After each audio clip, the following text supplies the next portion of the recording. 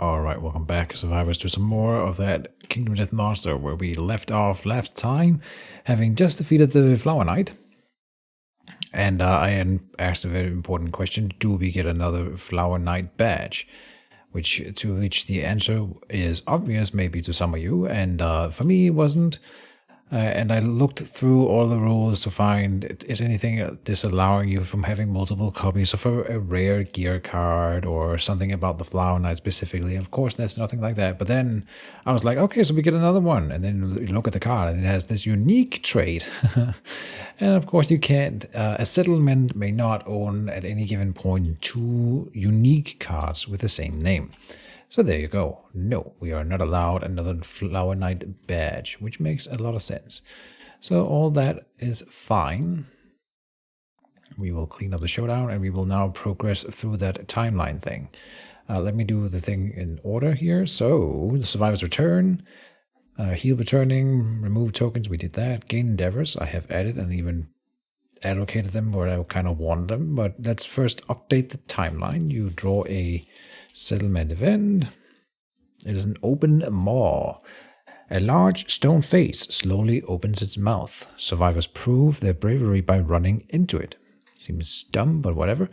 Brave the maw. Roll any number of d10.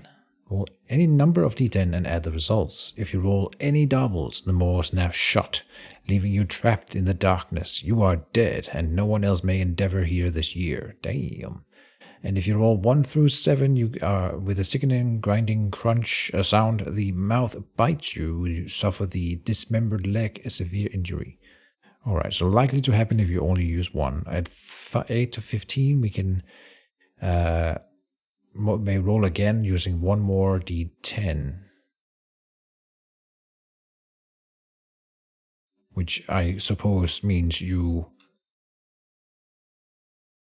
No, you would still be punished for doubles then, I think. Not sure. Then 16 to 22, you brave the darkness. Gain 2 courage, okay. 23 to 31, you gain 2 courage and 2 random vermin resources. Okay. Days later, you return to the settlement with a strange sword in your hand. Gain the lantern sword gear. If possible, you must be a departing survivor this year. Huh. And then 40 plus, you reach the end and return. Your hair shocked white and your eyes lit with grim determination. Gain the following ability. Iron Will, you cannot be knocked down. Reduce all knockback. You suffer 2 knockback 1. Oh, that is not bad at all. And it's an ability, so it never goes away. Alright, I have a plan for that then. That's fine. We would take this one and put it there. We will do that, sure. First, though, we gotta go through the timeline over here. So we were doing the Flower Knight here. Oh, really? Yeah. Oh, I thought we were getting the Nemesis encounter today, so I suppose we're not. We're going to do anything we want. I see.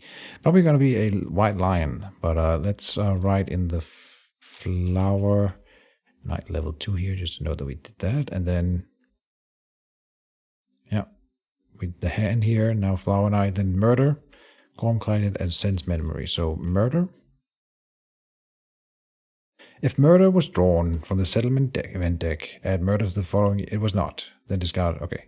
Murder was triggered as a timeline event. The returning survivors arrive at the settlement to find that someone has been murdered. The non-returning survivors with the highest hunt XP in the settlement is the victim. No way. Damn. They are dead. The murderer, the non-returning survivor with the highest insanity, was caught in the act and awaits punishment. Crap. Select the table that corresponds with your settlement's society principle and roll 1d10 to determine the fate of the murderer. Oh, I don't want to look. Who has the highest hunt XP? Wendy? Atreyu? Yeah, those two. So we have to roll between them, I suppose, and randomize it. That's brutal, man. Alright. I thought we already had the murder thing earlier, but apparently not. I don't remember this one ever being found, so that's fun. Alright. Low for Wendy, high for Atreyu. Wendy, you are dead. Legend Caller. Apathetic. Let me spawn her real quick. Just to check her out before she goes away. I don't think she has any on-death effect. Fated Battle. Tumble. Abyssal Sadist. This is Janus. Wendy, where are you? There you are. Goddamn. Alright. Look at all that stuff. She's a stalwart tinker with acid palms. Sour Death, that's right. She's the first one who reached maximum courage on our team. Legend Caller. Once per lifetime on a hunt space after overwhelming darkness. In place of rolling a random hunt event, use 53 as your roll result. That sounds cool. Yeah. Mammoth hunting wasn't super interesting. Apathetic. She's blind and has a torn muscle. Her days were numbered anyway, but I liked her and she was our spear user, right? So we need to find another one. Alright, Wendy, you are dead. Fun stuff. Then, here. The non-returning survivor with the highest insanity was the murderer. 20, 21. 21 takes the cake. All my bitches was on the mission though. So 20 then. Pepper Potts. Pepper Potts was on that mission, right? Yes, he's the spear user that we just took down here. All right, so 20 is not the highest. Then 19. Troy Barnes. I believe you are the winner. You are a murderer, sir.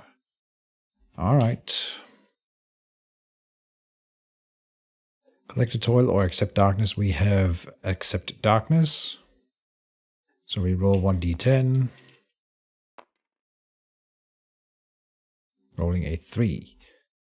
The murderer is slaughtered and their blood is painted onto the bodies of the survivors, empowering them. Departing survivors this lantern year gain +2 survival and add 1 armor to each hit location. Okay, that's not bad. If we roll 4+, the murderer becomes undisputed boss of the settlement and gains 300 XP. Each player selects 1 fighting art and 1 disorder. Wait, what? Each character must be. The murderer must take all of them. Oh no, okay. Replacing any existing fighting arts or disorders. What? Each player selects 1 fighting art and 1 disorder. The murderer must take all of them, replacing any existing fighting arts or disorders they have. Alright. Well, first of all, have you spent your lifetime reroll? You have. Alright, we might spend it somewhere else, like unnamed survivor here, to keep Troy Barnes. We did it. Okay, so he is now the undisputed boss of the settlement.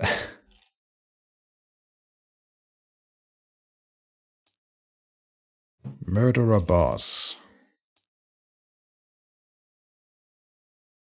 Gains 300 XP. 1, 2, 3.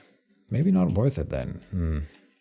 Well, he hits the threshold for the 3rd spot. Here. Enhanced senses. Rolling 2d10. 13. Gain 1 random fighting art. Okay, so that's 3 fighting arts. Reset. 1, 2, 3. We can gain purpose. Your comrades make you strong enough to exceed the limits of death itself. During the showdown, if you would gain a lethal number of bleeding tokens while there are any other standing survivors, roll 1d10. On a 6+, you live but are knocked down. You will not bleed to death until you gain another bleeding token. Okay, Ruthless. Whenever a survivor dies during the showdown, gain his skull. An Orator of Death. You can make everyone gain insanity. That's very leaderish.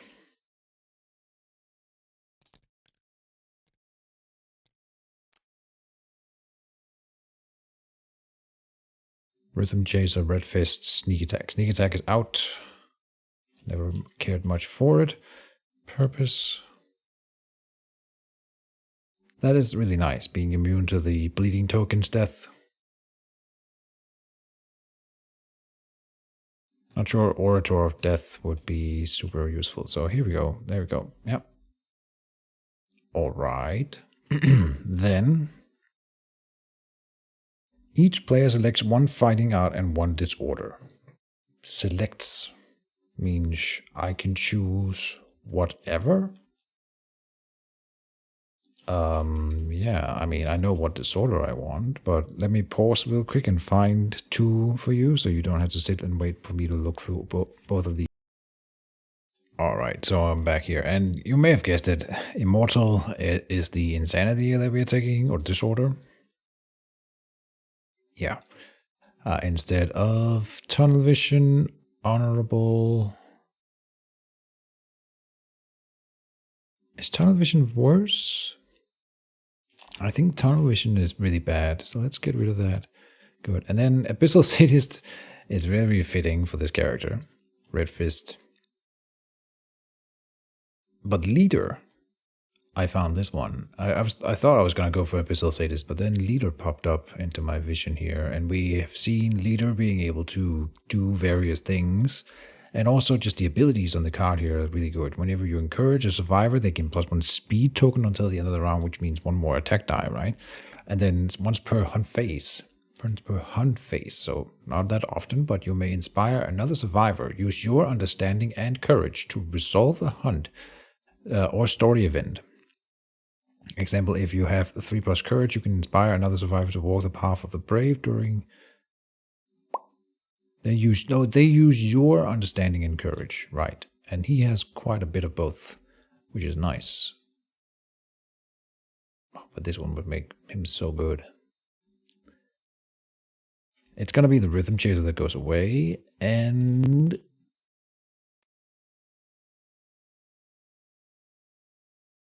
Abyssal Sadist, because it gives him extra insanity, which combos with the Immortal. So the more insanity he can stack, the more immortal he becomes. Yes, please. All right, done.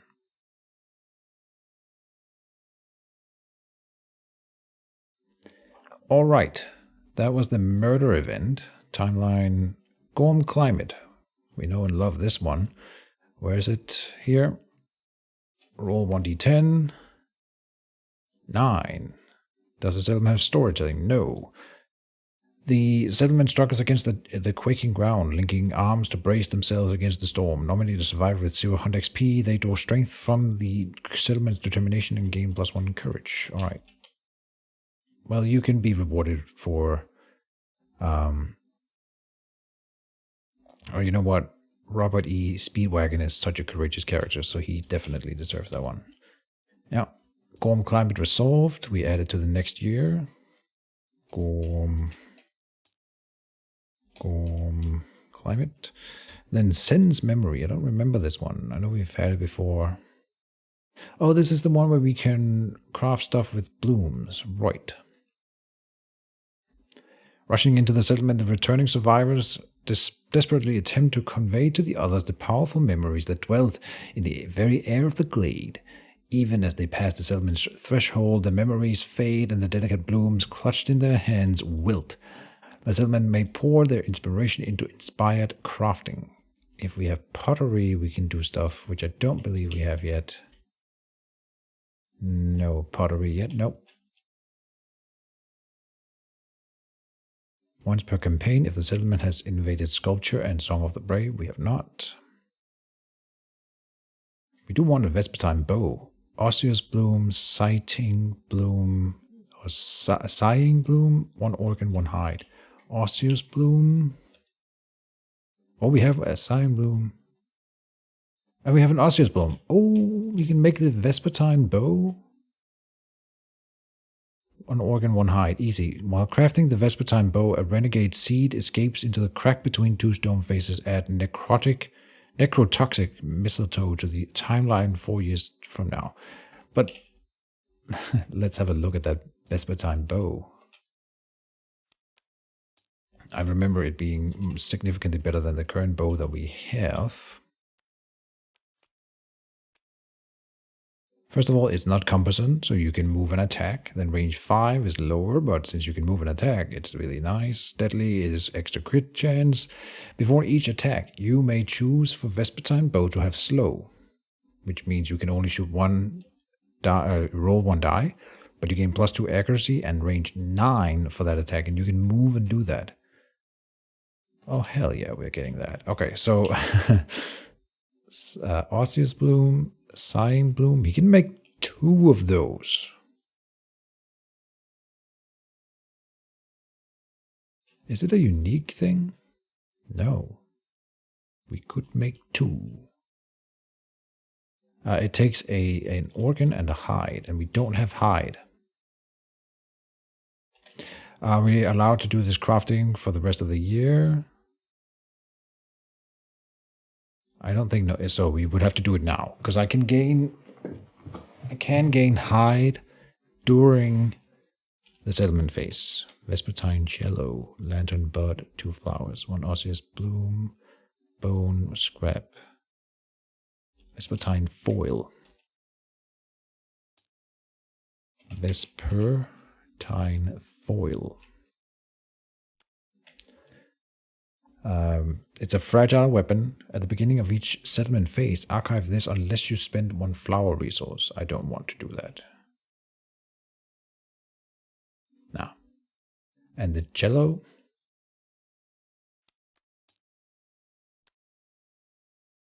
Unique. On arrival, all other survivors with an instrument in their gear grid gain +1 luck token. So then, you need to make an entire orchestra of people.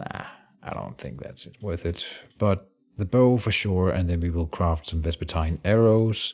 We already have the satchel, so we can save 1 if we want to. But the arrows, Vespertine arrows, I remember that they were pretty good here. So we have this Warbling Bloom, which can give us +1 population. The survivor is born with flower addiction, but that's fine. So we're playing that. The rest, I think, will just go to arrows. So this is 5 arrows. I have read through them, by the way, and they don't really give us anything that I want to keep. I know we could make another Vespertine bow, but no. Make 5 arrows.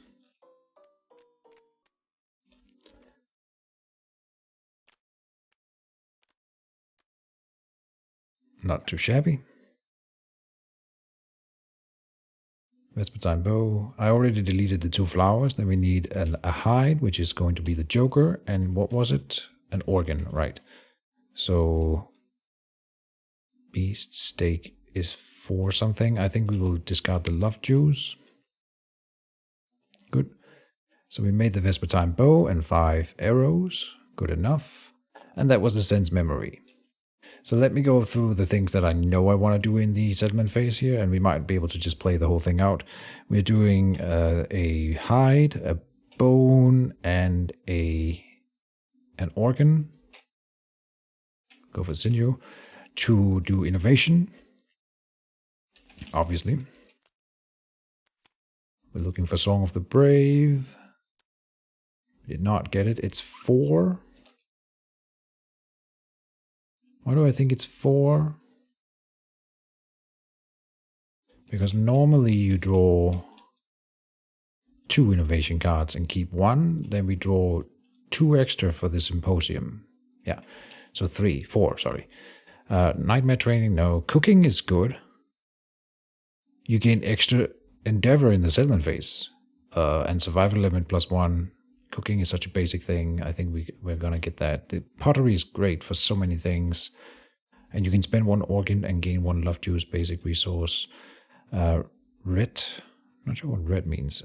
Spend 1 returning. Spend 1 herb resource, gain 1 hide basic. Yeah.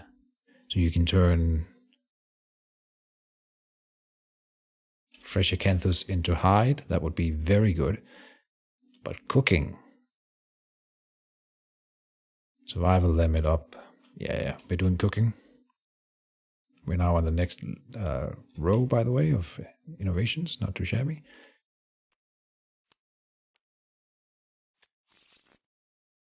That's fine. I wanted cooking, obviously, so that's fine. And cool. No cooking consequences. Okay. And what about then here? Something about vermin being able to cook. No, here. You may add this to any cooking recipe. Okay. Do we have cooking recipes? Spend 1 organ and 1 bone to cook stone nose gruel. During the next hunt phase, ignore starvation. Oh. Nose gruel. I'm not sure if that is something or just for avoiding the starvation. And then cooking. Oh, it's an event. Ah, so then we could do cooking event. Let's have a look at cooking. Oh, look at that feast. This is almost, look at them. They're almost like having fun in this grimdark world. Isn't that interesting? Cooking. The survivors experiment with scraps of foodstuffs. The savory discovery is palatable. Select 1 cooking recipe and archive the listed resources to create a dish. For this settlement phase, 1 survivor may consume the resulting dish and gain the benefit. Any uneaten dishes are lost. I see the Cyclops fly here. So you need an Eye of Cat, Phoenix Eye, Fresh Acanthus. Nightmare. What do we have? We have Lonely Ant and Cyclops fly. Okay. Clearly we need more vermin. And we don't have an Eye of Cat, we don't have a Phoenix Eye. Permanent accuracy, permanent evasion, permanent strength. Remove all disorders. Okay, that's not too bad, any of this. And if we did any of them, we could add salt to give 1 permanent strength, which is going to be nice. So at some point, that would be good. Clearly we don't have what it takes. Oh, although we are really close here. I'm not sure about Shankbone, but Nightmare Tick we don't have. Sword Beetle, no, we don't have a bladder. We are already looking for lion testes. Alright, then bed we are looking to... Oh, we gained 1 more survival limit here. So timeline, survival limit is now 10, good. Then bed for the broken leg character here. That is Bruce Wayne, sure. And he gets +1 because of his otherworldly luck. So yeah, he needs to roll a 2 or above. Sorry, 3 or above. He did not. 2 means nightmares, gain 1 insanity. Alright. I think that would be worth doing again, more than the Crimson Candy. No rules about him not being able to do it twice, so we are doing the bed again with Bruce Wayne needing a 3 or above. 6. Okay, so then I may remove 1 of the following broken... Oh, not broken leg. Alright, so we are undoing that, because that was just silly. Never mind. Pretend that didn't happen. Of course, he doesn't gain his 1 insanity either. I wouldn't do it if... I can't get rid of broken leg. That's just dumb. Torn muscle? Ruptured muscle. No. Okay. Well, we have dismembered arm. That doesn't help. Broken legs. We can never get rid of broken leg then. I thought we could. All right. Then we had you. Pepper Potts with a gaping chest wound. And you don't have that much strength. So I think that's a decent enough thing for you to do. Crimson Candy. 9. Okay. Oh, then she got rid of it. The Crimson Treat burns your ribs and your sinuses, healing intracranial hemorrhage and gaping chest wound. Boom. Gaining +1 strength then, effectively. Good. So we have 1 endeavor left over. Oh, I wanted to do this one over here, Open Maw. And I'm doing it with someone who doesn't really matter. So if you roll doubles, you are dead. So let's go with someone like Robert E. Speedwagon, because he's got 2 courage already. He might max out courage real quick. Robert, you are volunteering. And so we need to go high, otherwise it doesn't matter. So like I want to get the 2 random vermin resources as a bare minimum. Being able to do that, I mean. So then you need 3 dice. If you go 4 dice, you can get lucky and get 40. But there's a chance that we get 32 at least, which would be good. And a pretty high chance of 23 plus. 4 dice then. If you roll the doubles, you are dead. On 4 dice, I don't know what the odds are. I know we did it before with the herb gathering, so this seems dumb.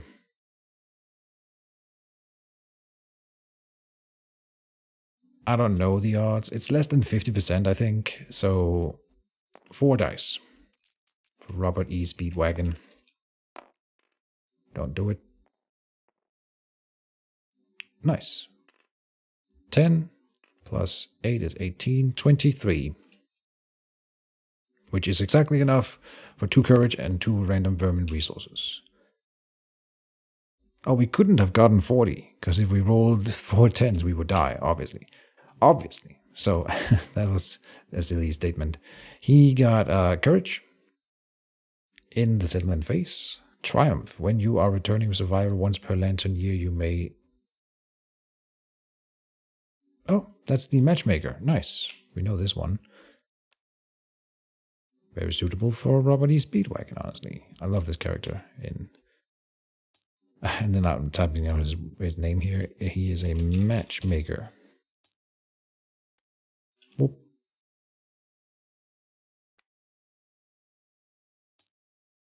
Archive view. Robert E. Speedwagon. Come up here. Gain the matchmaker ability. Good. That would be here. And then what else? We got 2 random vermin resources. So now we might be able to cook something.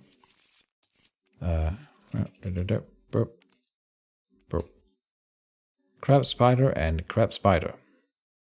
Can you archive this and gain 3 survival? But obviously we are saving them for cooking. Cooking purposes. So were they a part of any cooking thing? Crab spiders. Not at all. Nope. Alright. And here, 1 organ, 1 bone. So no. Yeah, we don't really have anything new to craft other than that. I think we spent a dried acanthus, so I will make another dried acanthus to go in here. That is not true. We have 2 on you already. Okay. This is where the Vespertine bow goes, right? Dried acanthus goes over here. 1. Delete a fresh acanthus. And then I forgot what we had here. We have bandages. There's something here. All right, let me do a quick intermission here and prepare myself for the next mission. All right, I'm more or less ready, but I had completely forgotten where we lost an armor set over here. Also that we lost a bone pickaxe. We're already crafting one of those. Bone pickaxe for a bone and a leather that we had in store up here. And then I have already added it into Troy Barnes' inventory over there. Then we are doing the stone circle forbidden dance required. Oh, forbidden dance required. I don't think we have that. Oh, so we can't. No, we cannot. Oh, damn. With that one, we could have gained a hide by spending any number of monster resources to draw an equal number of basic resources. Chances of getting... I didn't know we needed a forbidden dance to get it. So now we are in that weird spot where we had leather, but we are not allowed to use them. Oh, it counts as hide. Very important. All right. So we're just doing that. Spending a leather. Oh, so there's never a reason to not turn hide into leather, because leather is also hide, which makes sense. Okay, good. I will take it. So we are crafting the thing that we need, which was the... Is that the groin? No, those are the feet. Skinnery. Boots, rawhide boots. So that we can get our set bonus back. Rawhide armor. Not the best one, but it works. So we're definitely doing it. Huh. I thought I had started on the leather the leather set. I guess I kind of did, but didn't finish it. We have the bracers. I don't think we don't have enough for sure. So we just have the leather bracers. Huh. I've not been very good with crafting the best amount of gear and stuff. Apparently. I'll bring the satchel, I suppose, here. We will bring, and then get further red vial. So, this is our team, by the way, and I don't know if you guessed it, but we are hunting a level 3 white lion. You would have known for it being in the title. So there you go. I have not checked the stats. I'm just going to go with my gut. We have brought all of our strongest characters, 3 masteries, and then Pepper Potts, who has fencing now, is a pretty strong character all around and has the screaming armor, of course. Atreyu, Troy, Mr. Poopy Butthole, and Pepper Potts. Alright, so then we are departing.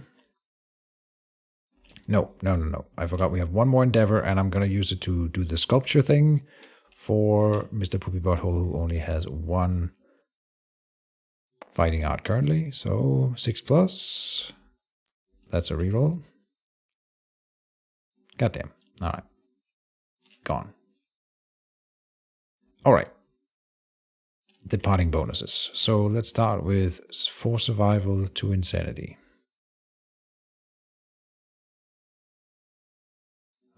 And I feel like there's something extra here. There's not, though. 2 survival there. 1, 2, 3, 4. Not full survival then for you. Kind of rough. Huh. Maybe we should bring a sonorous lantern then instead of the satchel. Satchel was just because I didn't really know what else to bring, but there we go. Sonorous lantern will help us replenish survival. You 4 extra here, plus 4 in there means you go for full survival. Full survival there is 10, and over here with the gear 2, 3, 4 plus 4 means maximum survival indeed. Next turn, so we get the surge there, and we lost a dash over here, but we are gaining that back now. Okay, and then the insanities was 2,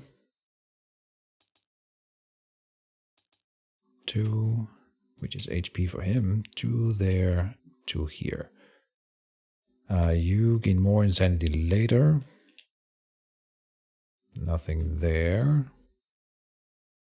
What about the leather braces? 2 survival. Oh, okay. But you're at full.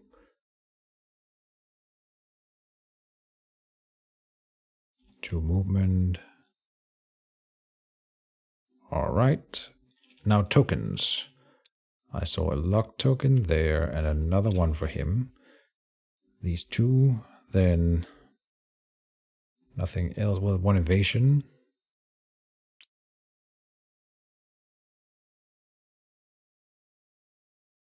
Oh, he needs movement tokens.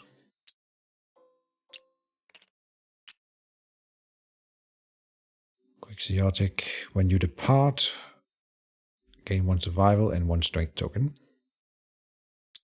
Then 1 more strength token, because everyone gains a strength token, because Troy Barnes is on this mission. There we go. Then here, accuracy. Does he need that accuracy? Troy Barnes is hitting. Yeah, he wants to hit with the Butcher's Cleaver, so that's fine. +1. I'm sure the lion will have some dodging stuff. 1 accuracy. 1 extra strength. 2 movement.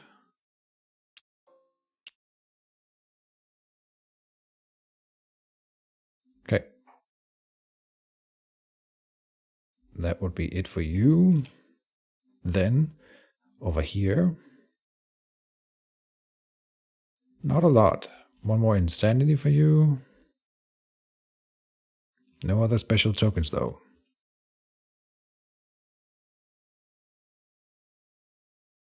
He may depart for hunt against this one. He's got megalophobia, but that won't trigger here. Good. Hoarder, spiral ganglia. Yeah, you already have that thing lined up there. We have it in what is this? An evasion token coming in there.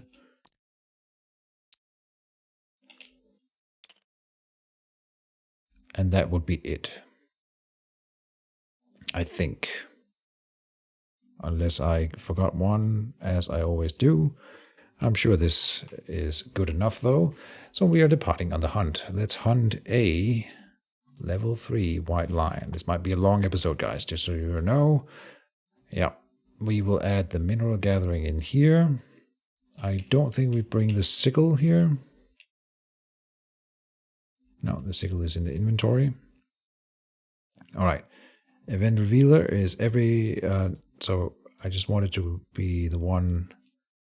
He's the indecision is really bad. So we are doing whoever's after him. Here, Pepper Potts is the first event revealer.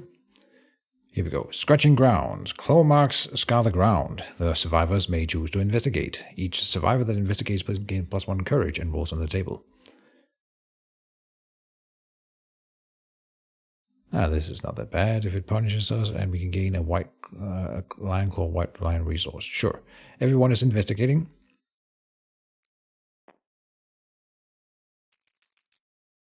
Gaining +1 courage, first of all. There. That triggers Troy Barnes's advancement, which happens, I suppose, before. So he will see the truth. The greatest courage is achieved when the past and the future are abandoned. The void that remains is dark, endless well of strength. Fear and pain are your nourishment, and you will feast. Indeed. Roll 1d10. If you're already blind, do not suffer it again. Suffer blind, severe head injury. Oh, really? Huh. I wonder if I remember to do that last time. Blind. That's nasty. -1 permanent accuracy. Ouch. Then 1d10. 6. Bitter. When your second eyelids opened, everything looked the same. There was no wonder and no mystery. Death was simply everywhere. A bitter flavor filled your mouth, and as you accepted your harsh reality, gain the Berserker fighting art and the following ability. Bitter Frenzy. Each showdown, the first time you suffer the frenzy trauma, gain 1d10 survival. You may spend survival while frenzied. Okay. Yeah. Berserker fighting art instead of purpose then. Makes sense for this character.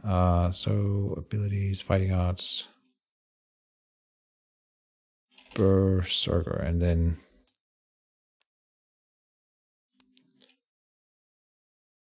Bitter Frenzy ability. And that's good.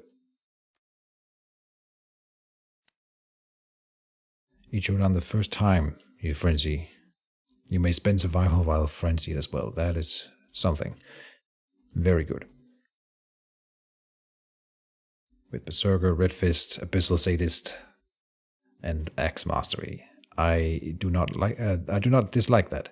All right, that was just before for the thing. So then we are getting what? A Lion Claw and a Lion Claw. 3 and 3. You suffer 1 event damage to the arm's location. For blue and red. Red. Oh, -1. And blue. 1.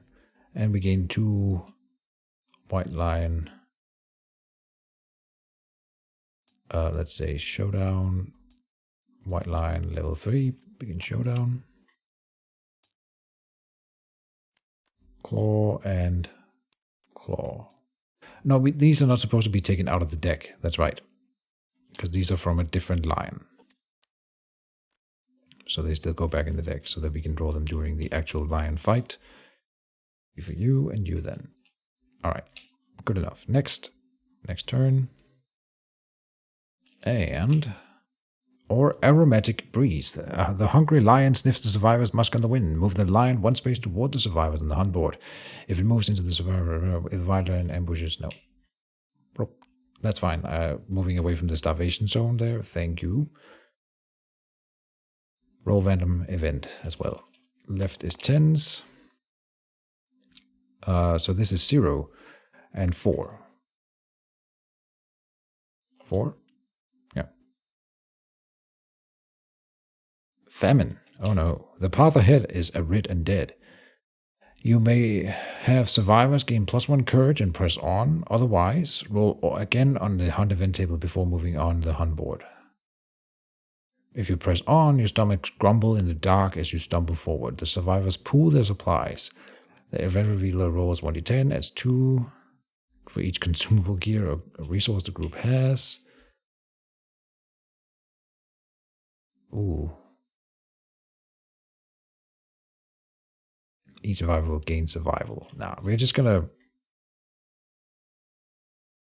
Let's see here. Otherwise, roll again on the hunt event table before moving on the hunt board. Yeah, sure. Let's just do it again. That's fine. 75. To be fair, more bad stuff could happen.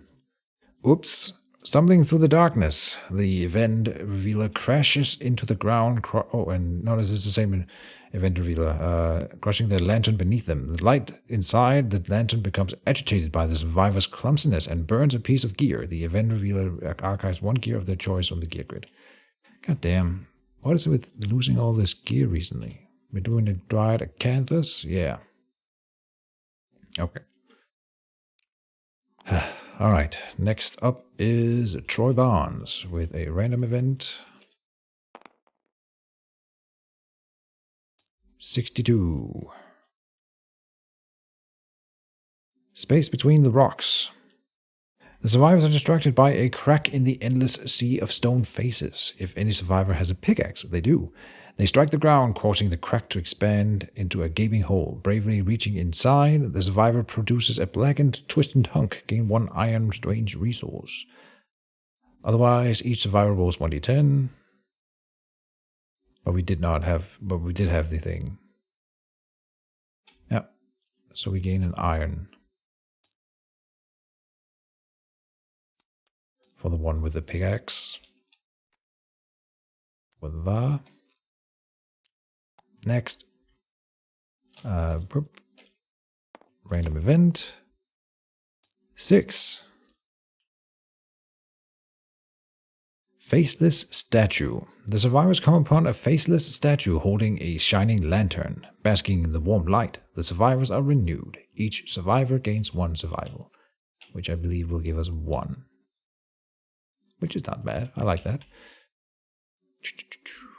Each survivor rolls 1d10. Gain that many survival. No, wait, if the settlement has sculpture, which we do.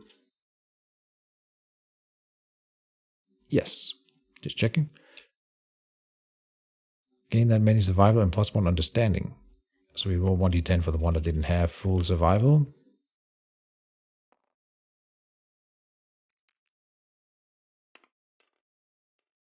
Yeah, gaining full survival. And +1 understanding. We can heal. However, they lose track of their quarry, move it 1 space away from the survivors. No, I don't think we're going to heal, even though we could gain something out of it. Everyone gains an understanding, by the way. Good stuff. Next. Atreo is now the event revealer. Lion's sculpture. A crudely arranged effigy stands before the survivors, decorated with small metal trinkets, human fingers, and stuffed with dried tall grass. Their quarry's sculpture confounds the survivors. The survivors gaze at the arrangement, attempting to glean the substance of the white lion's bizarre, inhuman intelligence. Each survivor gains +1 understanding and 1 insanity. Great. Boop, boop, boop, and 1 understanding. No triggers, I believe? No. But we're getting closer. Then comes the path, the overwhelming darkness, sorry. And we can do Path of the Brave with everyone, so we will.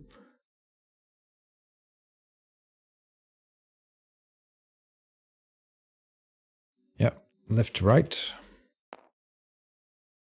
4 for you. A massive whale swims overhead. Your guts quiver with its booming cries. -1 evasion token. After this event, all other survivors gain +1 survival. God damn it. -1 evasion is not great.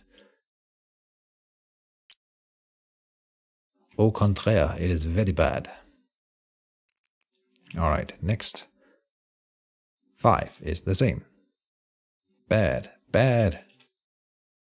Alright. Troy Barnes. You find a half-dead survivor covered in translucent moth. Ignore them, losing 1 courage, or spend all your survival to save them. Gain +1 population. Losing 1 courage. I wonder what happens if you lose a courage when you have full courage. You can't...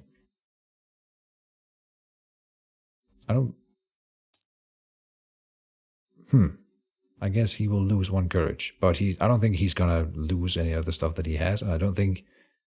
Well, he might be able to trigger it again. I don't know. Something I would have to Google if it ever happened. I'm not gonna gain a population by spending all survival. We need that... We can gain that back. You know what? Screw it. No, wait, I should really get into the habit of doing this. Gain +1 population. Don't mind if I do. I also forgot to gain 1 with the flower addiction. Flower dig. For that flower that we spent. So disorders flower. Yeah. Just to get that out of the way. There. Alright. That was Troy Barnes. 3. You've punched yourself in the face to chase away doubt. -1 accuracy. Also not great. We were unlucky with these.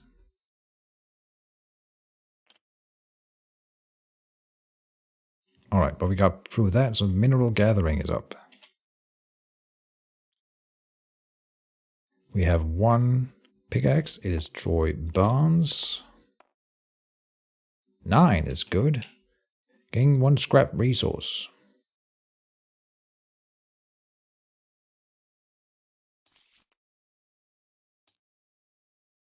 Scrap. Basic resource. Search.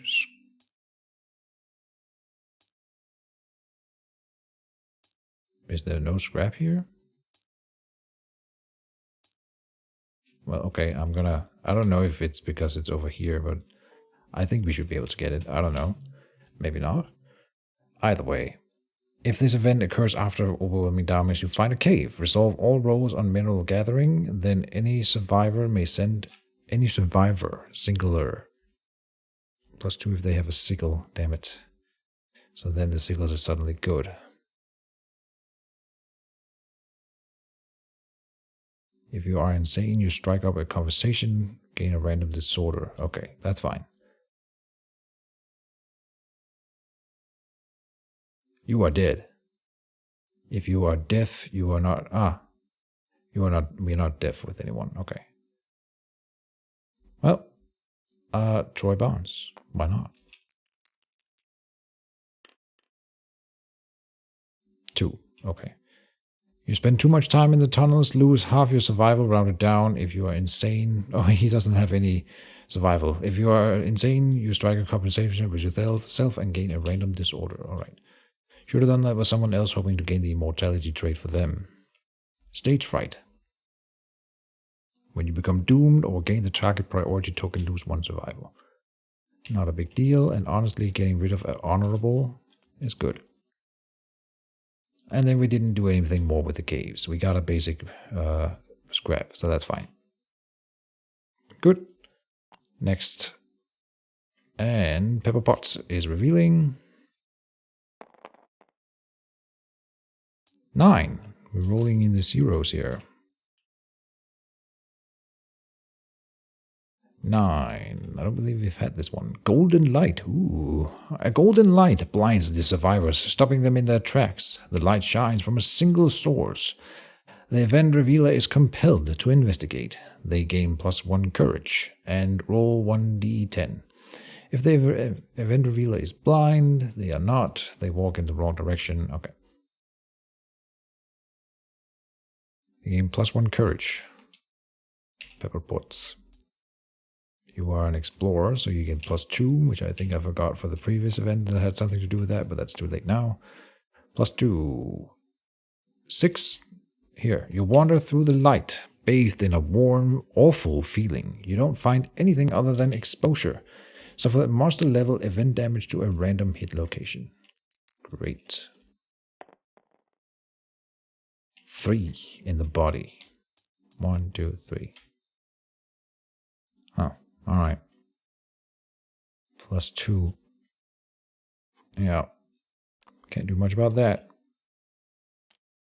Marked territory. The white line has marked this area. If any survivor has 3+ understanding, they realize the area is covered in ammonia. If they have not innovated it yet, the survivor settlements gain the ammonia innovation. Huh. And then roll a random hunt event.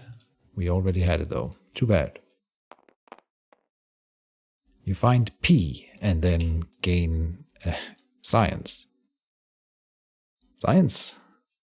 47.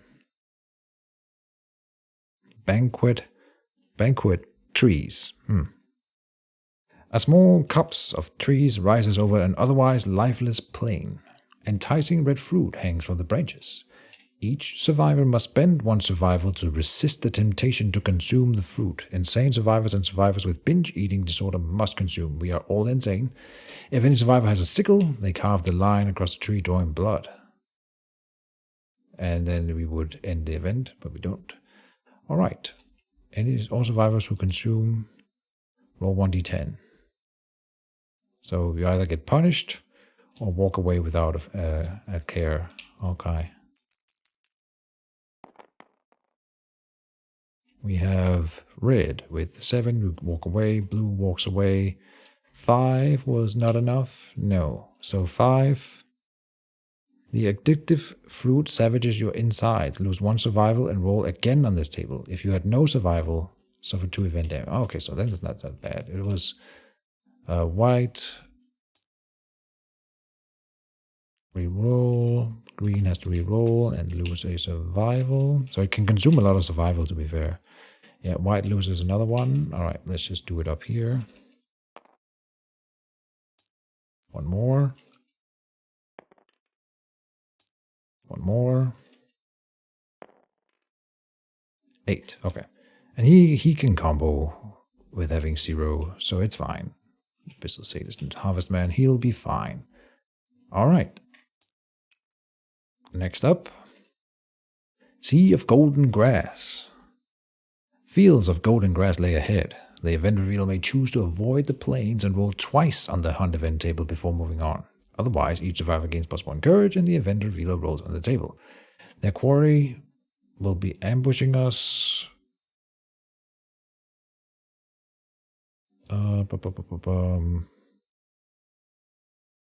We are going to use the power finally. I've been keeping this in mind here. The White Line Gauntlet. Once per hunt phase, after revealing a monster hunt event, you may archive it and draw a new monster hunt event. Could be good, could be bad, but we're going to do it. Lion in Heat. The darkness is filled with unearthly screeching and yowling. Huddled together, the survivors close their eyes but cannot sleep. All survivors suffer 1 brain event damage. Oh, no. No worries. We have some insanity to go around here. Then we are doing the Sonorous Lantern. Sonorous Lantern. Sonorous Rest. We do not have War Room. We do not have Storytelling. We have never seen either of them from the Innovation deck. So, Rest. You gain Survival and +1 Survival for each of your green thingies. Or we could gain Insanity. With Troy Barnes, who has Immortality. No, I think a bit of survival would be good for him. I could have made some green connections. No, I couldn't even. Okay. 1, 2. Well, 1, 2, 3. And one more for each blue, but you don't have a blue. Then it's green for insanity, is it? No, blue for insanities. No, he wants survival, this guy. So green. None. Okay. 2. Well, just grab these insanity then. 1 extra, 2 extra, 3 extra. 6 up to 22. Over here, survival. And you can take the insanity. So 1 green, 2 green means 5. 1, 2, 3, 4, 5. And then we have arrived at our quarry. Good stuff. Here he is. It be a white lion at level 3. This is the battle UI. I have not checked it out yet, but you guys can. Tall grass, buck patch, and 2 acanthus, which we need more of then. There. So, acanthus here, acanthus there, there, here-ish. Buck patch adjacent to the monster. And that's it. Did we have someone here who has vermin obsession, so he has to go for the insects, or someone should. Next to the tall grass is better. 1, 2, 3, 4, 5, 6. Good. All right, let me do this. Yeah. And we want the lion to go for Troy. Troy is our tank here.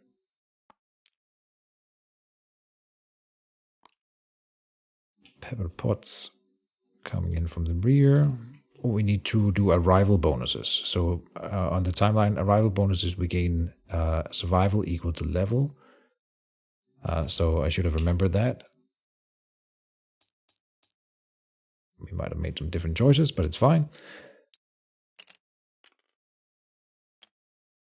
And more arrival bonuses include 3 insanity here. And draw a tactic.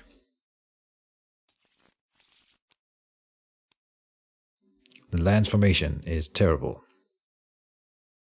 The survivor in the magenta position gains +2 speed and 2 strength. I don't see us using that much. Oh, we got the block formation here and the trip formation there. Give me the trip. Quad strike is good. During the survivor's turn, if the survivors and monster are arranged according to the diagram above, you may spend 1 survival to quad strike. If you do, each survivor rolls 1d10 and adds their strength. If the total result is equal to or higher than the monster's toughness, the monster is knocked down and suffers 1 wound. Yeah, that's good.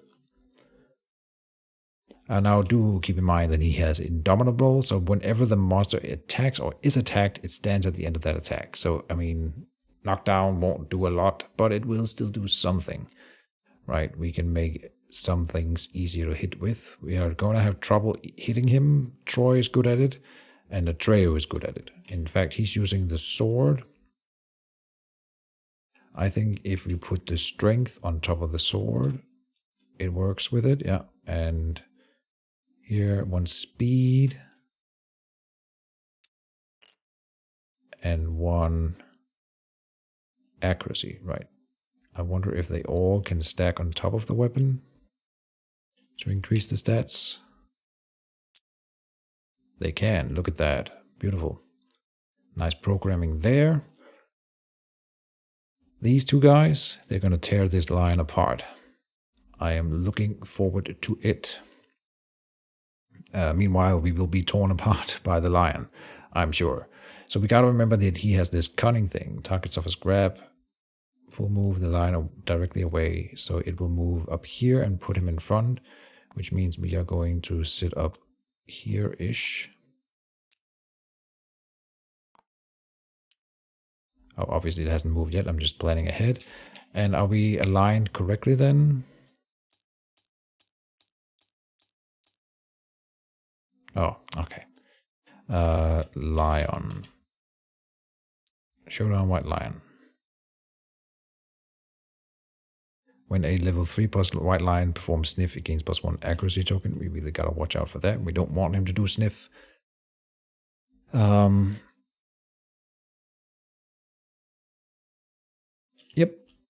Everything is fine and ready. What could possibly go wrong here? He is ready to do his thing. Oh, I wanted to check if we are positioned correctly. We will go 1, 2, 3, 4, 5, 6. 1, 2, 3, 4, 6. 1, 2, 3, 4, 5, 6. So this is an allowable position, but let's go here. 1, 2, 3, 4, 5, 6. Here and there. And this. No. That. It's going to end up here. There for you. Then you can do the slam. Yep. Perfect. And this is assuming that it attacks Troy Barnes, which we don't know, but we hope. Now we are ready to start the fight. 3, 2, 1. This one is not supposed to be there, I think. Indecision, quixotic, hemophobia, oh. Vestiphobia. Cannot wear armor at the body location, and you're not, so no problem. Exactly as planned. Order. Here's the spiral ganglia, and you have the corresponding card. Good. Vermin obsession is going to be a problem, but it's just about survival. Everything is about survival in this game. The lion is attacking. Vicious claw. Random survivor in range. Crap. It did not do the thing that I wanted. Yeah, it's random, so we do the standard random roll. It might still be Troy. It was not. It is not the good one either. Mr. Poopy. Where can we have you go? Here. Not great. I think Poopy is the weakest character we have, like defense-wise. So this is not a great start. Vicious Claw. Move and attack. Speed 2. 4. Accuracy 2. Let's see. Evade 0. So yeah. Which means he hits on 2s, even if he has more accuracy, which he does. So yeah. 4.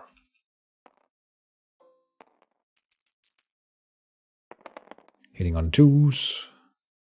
4 hits makes sense. We have parry, or fencing. We block that one, so 3 hits. We can dodge 1, which we are absolutely doing. Well, we want to see the rolls first. I could have moved away with the dash.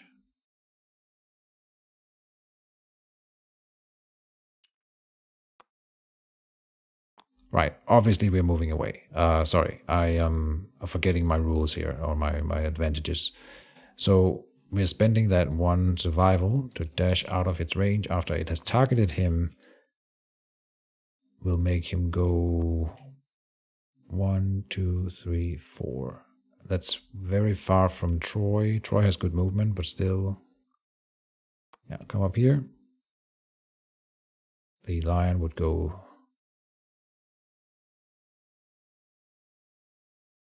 Well, here is allowable. That won't allow the slam from you either way. No. But here is acceptable. Okay, so we dash up there, and the lion will move here to chase. Good.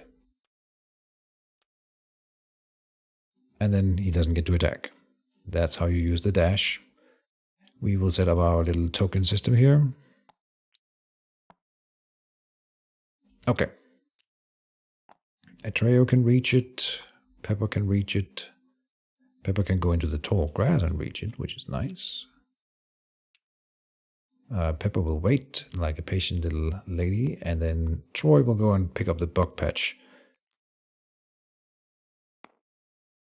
1 punishes you, but everything else is rewarding, I believe. 4 is a random vermin resource. Good stuff. Giant spider, or crab spider again. God damn it. That one's really useless. 3 survival is nice, I suppose. That was him. Now there's no bug patch, so she may do survival actions, which is great. We can still dash up here, by the way, and attack with Troy. But Pepper will come over here. We could dash to set up a slam for the round, because we can attack with everyone. So we will dash to set up a slam. I'm just checking that there's nothing preventing me from doing that. No. To dash. Oh, let's search dash. Move here.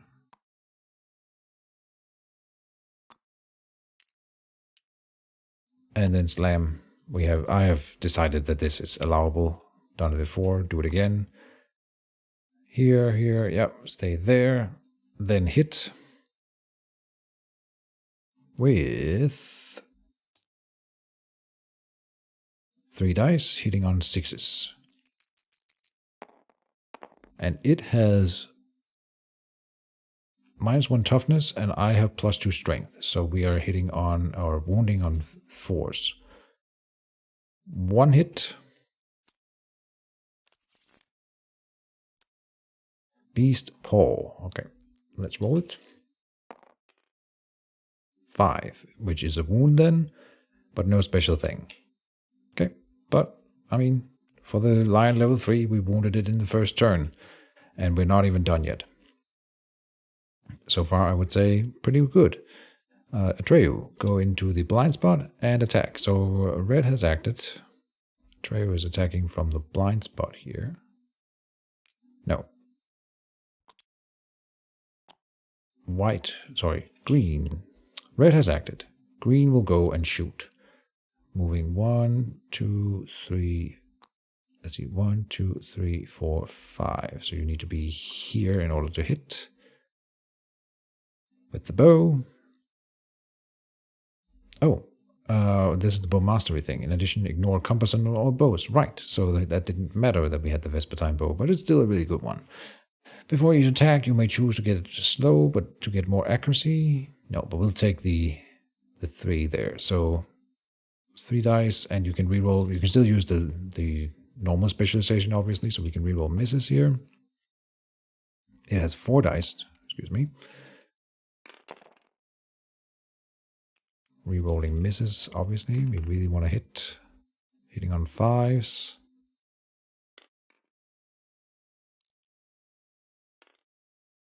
I don't think perfect hits does anything for you. No. But this is 4 hits. Okay, don't draw the trap. Don't draw the trap. It's unlikely. Unless he gets another trap at level 3 or something. Oh, there's a trap. Fun. Alright, the attacker is caught in the White Lion's ruse and is savagely mauled. The attacker's doomed. Nothing with dooming here. Nope. Oh boy. Alright, this is not what I wanted, obviously. Perform basic action, target the attacker, which I cannot prevent because he's doomed. Basic action. 4 speed. I was really hoping for no trap during the first round here. All of them are hits. We cannot dodge, but we can do the fencing. It blocks 1, so 3 hits. No dodging. Waist, body, and arms. And the body will be a damage. A wound, I mean. He's doing, what, here, 1 damage plus 2 per. So it's just enough to break his body. That is very unfortunate. Just checking that there's nothing like preventing that or something. I don't believe so. Stalwart. Tinker, no. Nothing. I got nothing. Alright. What are we looking at? The basic attack 3. So he gets knocked down. And then he was taking body, arms, and waist. So 1, 2, 3. 1, 2, 3. And that would be an injury roll in the body. Don't spend your dry acanthus in the first round, please. 8 is good. Broken rib. 1 permanent speed is lowered. Not great, but I believe this one can be healed. Rip.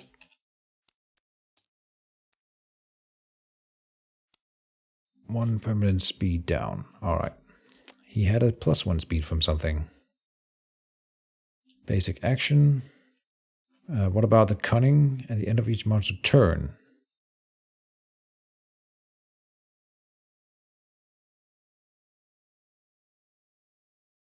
Yeah.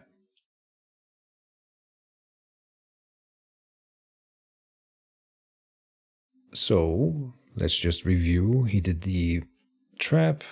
We discard all the cards. The deck gets shuffled. Green has acted and is knocked down. Then we may continue our turn. So we are going with Pepper Potts to now search and punch.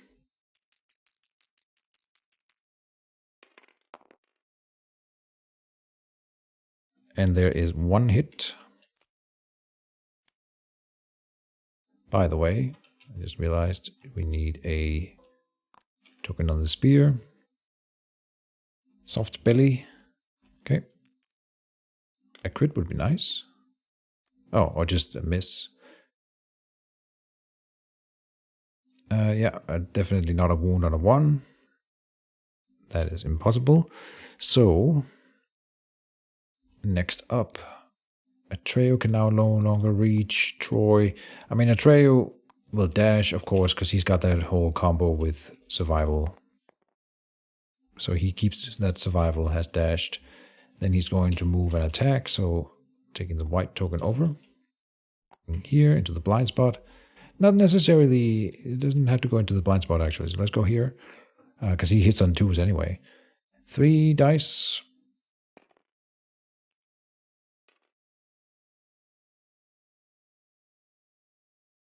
Nothing special yet.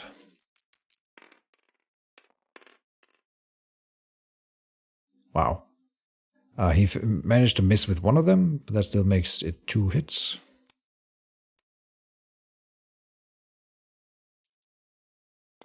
Okay, no bad stuff. This one knocks him down. So let's go for that. Wounding on 5s. Oh, really? Huh.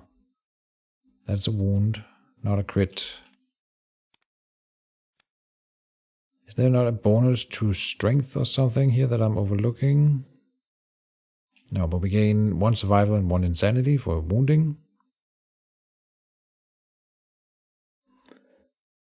And then we want to wound here.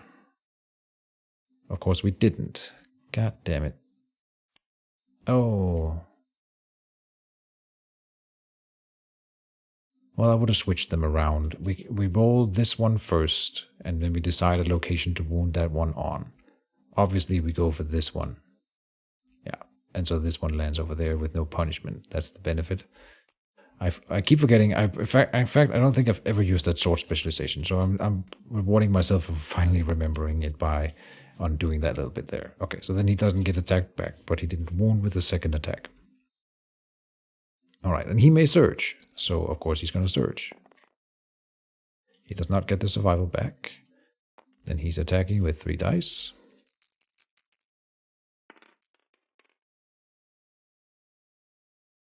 Hitting all 3 of them.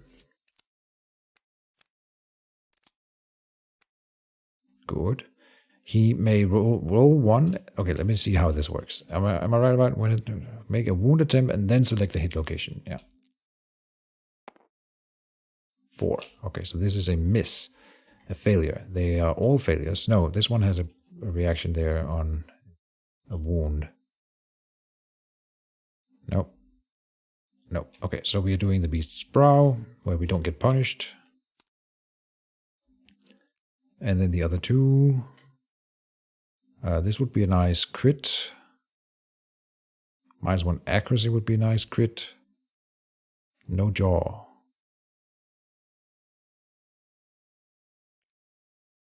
Think it has so much accuracy already that it doesn't really matter. It's going to be hitting me a lot. I'm just going to try to give it the permanent thing here. Oh my god. Oh, jeez. Okay. Well done. Okay, failure. So roll 1d10. Oh, whoops. 10. Okay. On a 4 plus, the attacker suffers 1 brain damage per monster level and is knocked down. Does he have stalwart? He does not. Oh my god, we are getting butchered here. So that would have been the crit. So then he's knocked down, so that he doesn't get to attack anymore. And he suffered what? 3 brain damage. Yeah. 1, 2, 3. That doesn't matter. The knockdown matters because now he cannot continue the attack. Great. Well done, guys. We can encourage people before we do the final thing here. So encourage. And Atreyu will encourage trying to get the survival back here. Did not get it. Encouraging Mr. I'm not going to encourage Mr. Poopy. Now that I think about it. We don't want him to be a threat.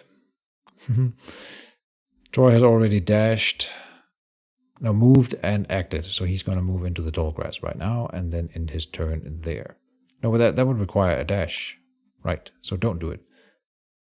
End the turn. Oh, so he already acted, right. And then that's fine. These things go over here. Next turn. Lion, go. We have dealt 2 wounds. We had so much more potential. I just realized that the monster had 1 less toughness, so one of the dice I rolled over here would have been a wound where I thought it wasn't. So that's not fun now, in hindsight, but oh well. Grasp. Closest knockdown survivor in range. Oh my god, I'm so unlucky. We cannot encourage him before this happens, I think. I think we can. Not sure. I am going to go ahead and say we can probably encourage here. As soon as we see the card. Oh, he gained that back. There. Then closer survivor in range. So it didn't matter. Okay. No, there's 2. So we could choose Atreyu.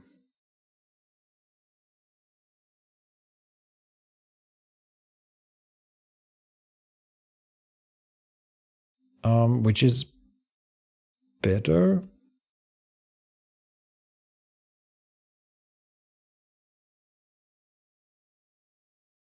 Do we want it to hit Atreyu instead? Yeah, okay. Decision made. He has 2 evade and it has 2 accuracy, so it's gonna hit on 2s, speed 1, but plus 2, so 3. 3 hits. He will dodge 1. Getting it back. No, he could have surged before it attacked. I gotta remember those things. So I could have tried to knock it down before it attacked. It's too late now. Yeah. So 2 hits. No, wait, it's 3 hits, and I can choose which one of these dice to dodge. I will go for the head. So then body 1, 2, 3, and waist 1, 2, 3. Fine.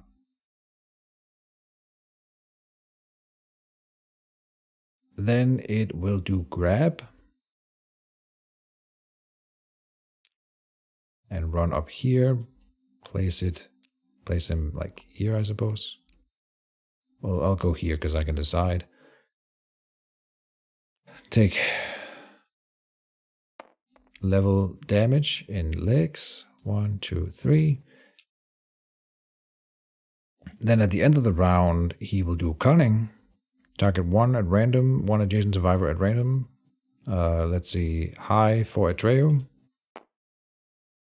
So it is going to be Mr. Poopy moving over here, putting him in front, dealing damage 2. Body. Oh my god, are you kidding me? Alright. Don't die, Mr. Poopy. He has the acanthus. 9. Oh, good. Collapsed lung. You can't catch a breath. Oh, and I forgot he gained a bleeding token before he gets another one now. Gain 1 -1 movement token. Not good. When he gains a bleeding token again,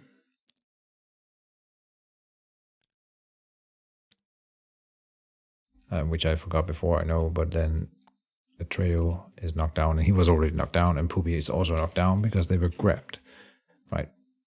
Place knocked down in front of the monster, indeed. Brutal. Brutal. And we're not fighting in the tall grass, which we're supposed to do. We're not doing super well at all. All right. First, we encourage Atreyu. Atreyu cannot encourage anymore. All right. So we will encourage here.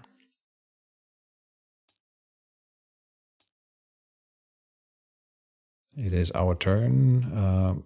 You have 1 less move, 4, and then from here you cannot make it to the tall grass. Damn it.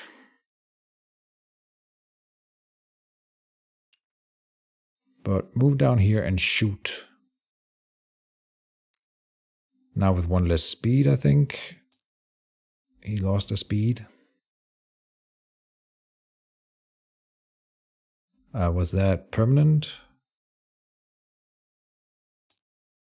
Collapsed lung. No, it's a temporary thing. All right. 3 dice. Yeah, we'll go for the 3. And re-rolling misses. Yeah, even with the danger of the trap, it's fine. We gotta try to wound this guy. All right. Both of them have a failure thing. I would prefer to fail this one over here then, if anything.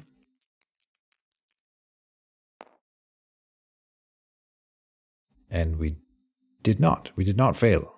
We wounded him.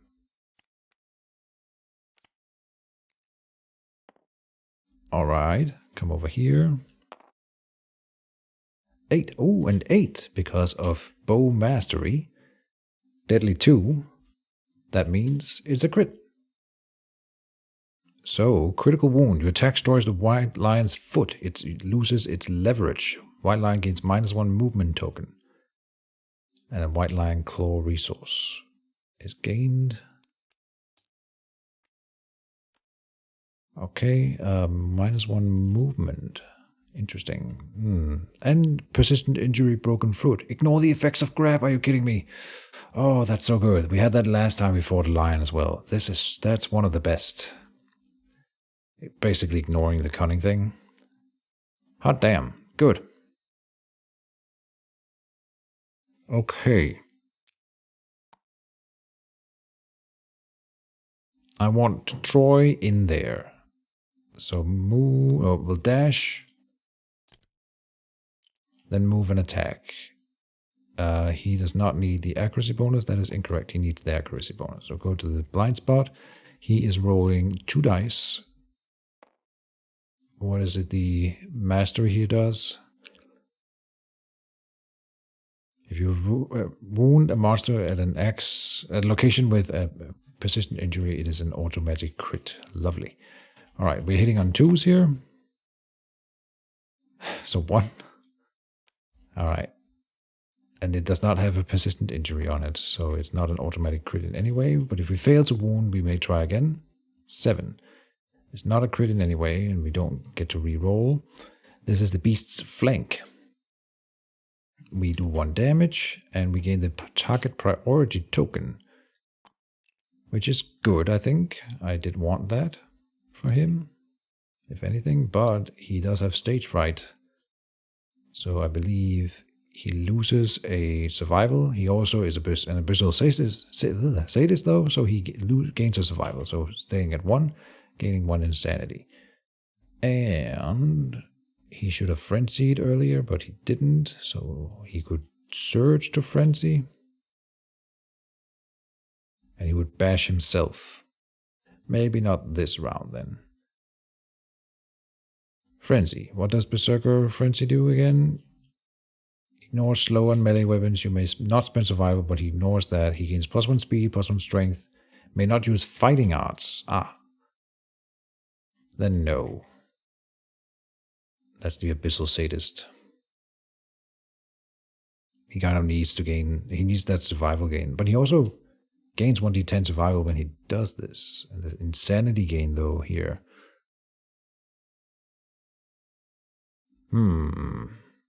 Tricky, tricky. No. But he will search to attack again. Hitting on 2s.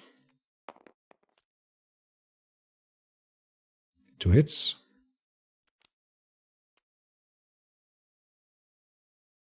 Failure and failure. Which is more important to wound on? Oh, there's a persistent injury on both of them. So a wound would mean a crit. This one has a chance of making it lose its turn. This one over here, I gain a permanent strength. We don't really care about that. And lost hand. So no, I would like for it to have a chance of losing its turn. This is a wound, so it's a crit. Moving it up there, doing a wound. And then over here, we try for a normal wounding. 2 is not a wound. Oh, I'm used to the Butcher's Cleaver always wounding even on 2s, but I guess not anymore. If your wound attempt fails, you may ignore it and attempt to wound a selected location again. So please go one more time. 5. No, he failed. Okay, basic action means that the priority target token is lost. Because he's now being targeted. Basic action. He gains 4 dice. I'm just trying to think of, is there anything that I'm overlooking? No. All right. Hitting on, Troy has 2 evade and he has 2 accuracy, so 2s. 4 hits. We can not dodge because we did wound, so we have a survival again and one more insanity. We are going to dodge the one in the body. No, wait, that doesn't matter. Of course we're dodging. 1, and so we're taking 9 damage. Yeah, 9. There, 17. Insanity then. So, he's not going to be able to do that forever, but it does tank quite well. Good. Oh, now he doesn't have any stuff to dodge with next turn. Huh. Whoops. Maybe bad. May be bad.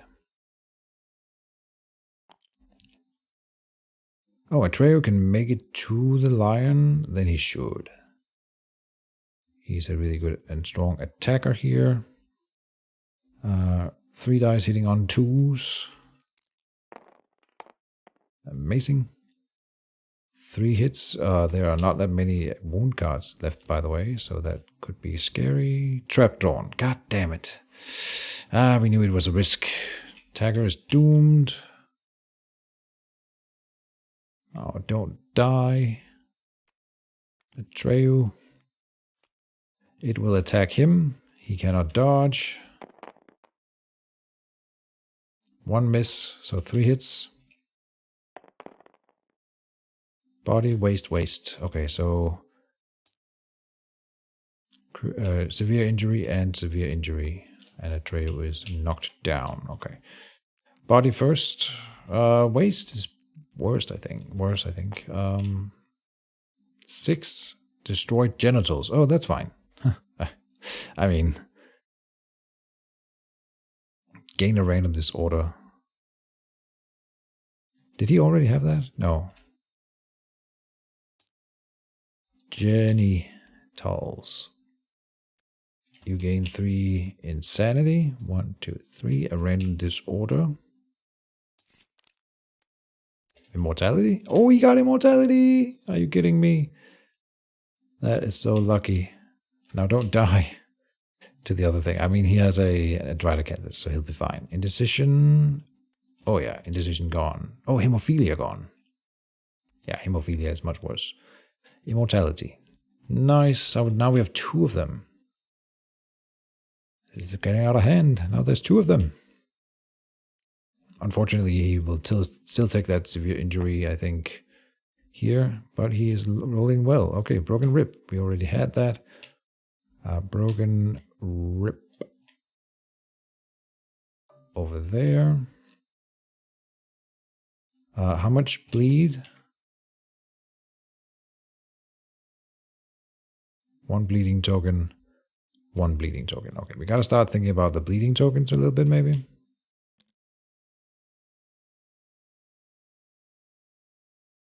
One more. So I will spend a surge with Poopy and a survival to get rid of his 2 bleed tokens, and then he can focus on someone else's bleed token next turn. Okay, can we encourage him? Yes, we can. Stand back up, Atreyu. Then he will attack again.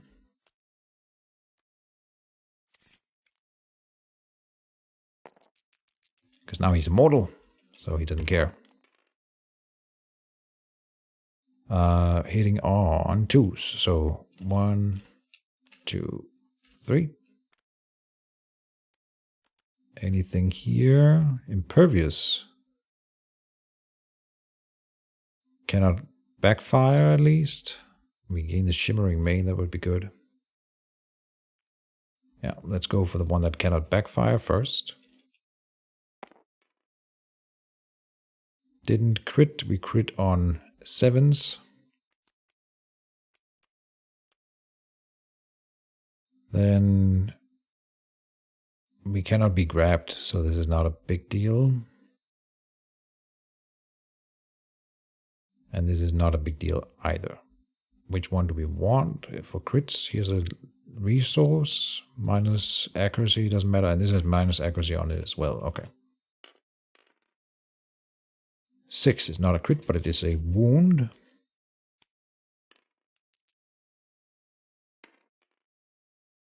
Eight is a crit, so -1 accuracy token.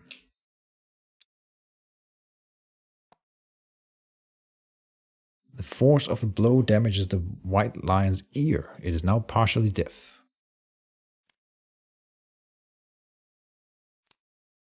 And a damage. I don't think I did it. That was a surge, so he needs to see if he spends survival. He does. Okay. Pepper is the only one who hasn't moved, I'm fairly sure. And she can dash to get in range. So she will, coming up here. Almost making a formation now. Pepper. 3 dice. Now we want to draw the trap. That is 1 hit. Not the best accuracy on this one. A crit. Ooh, the white lion is knocked down. We are not going to be able to capitalize on that. That's not true. We can search with her. Yeah. So we will search. Hitting on 3s then. Good for her. Only 2 hits. Okay. I mean, 2 is good. And there's no reactions to this, and then he will stand up after the fact.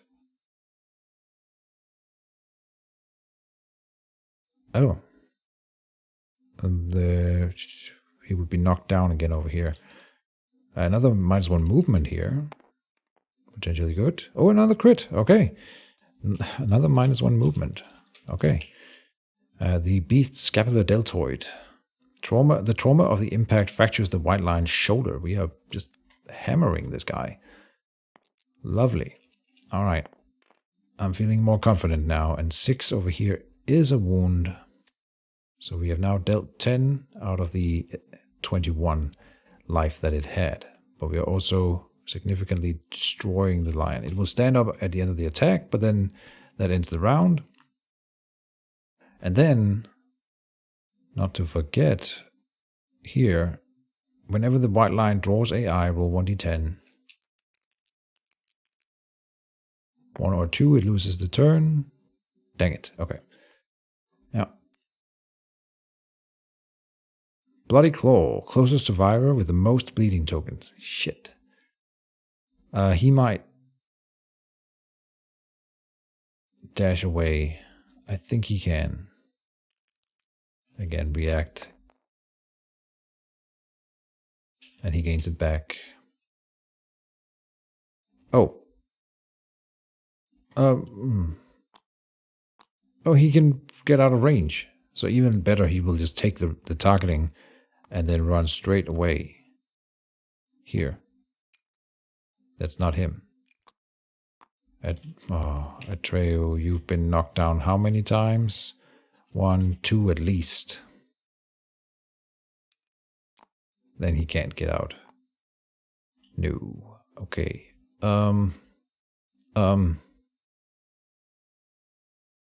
Okay, wait. Instead of dashing, he's surging. Hitting on 2s. If we can knock it down, that would be very good. Hitting on 2, so 3. Oh my god, he drew the trap again.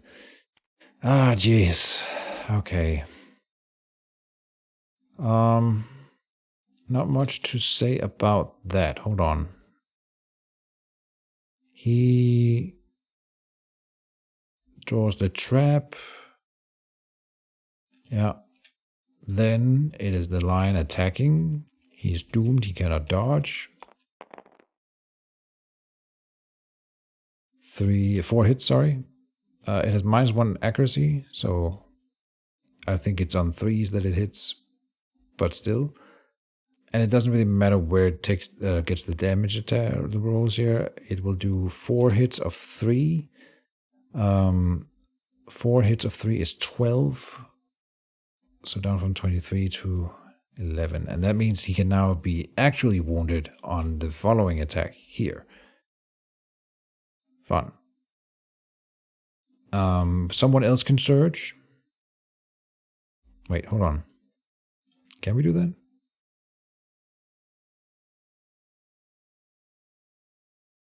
Huh. I think everyone can interrupt, but I'm not honestly 100% sure. I'm still gonna do it, I guess. So Troy cannot surge because there's no survival, but then Pepper. Knock it down.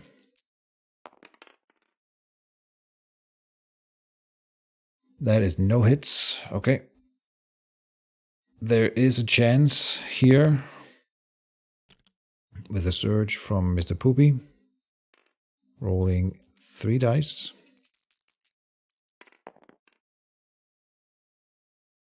Hitting with all 3. Oh, whoops.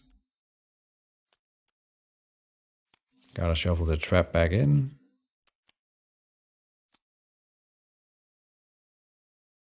Okay.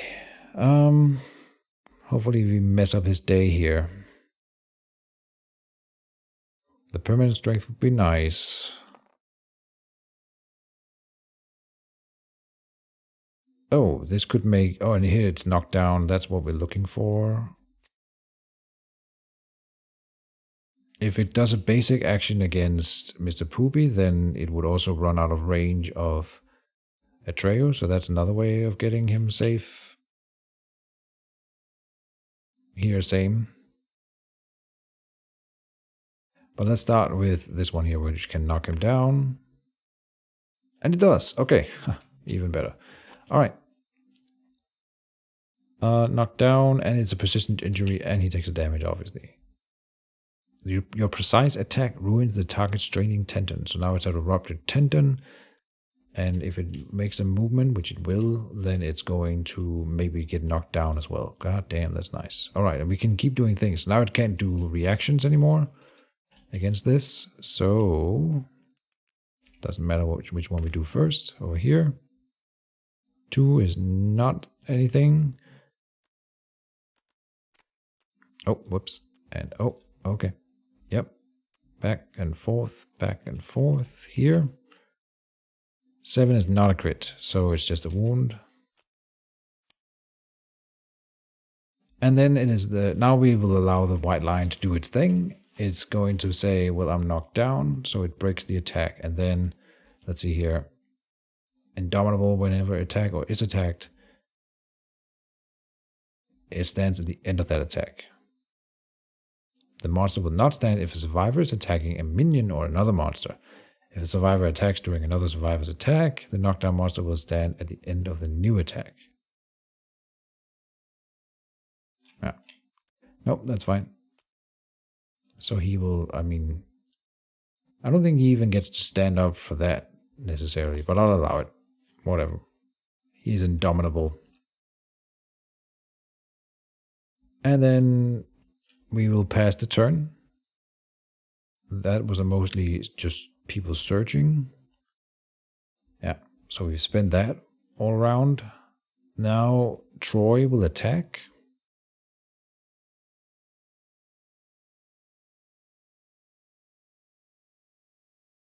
I'm thinking because he had cunning, but he was knocked down, so I don't think he gets to do the cunning. Alright. Troy's attacking, hitting on 3s. So there's 2 misses. Okay, great. Well done, Troy. We can't do Quartz Strike either because of we're up against the edge of the board here. Okay. It's kind of tricky with the Atreyu.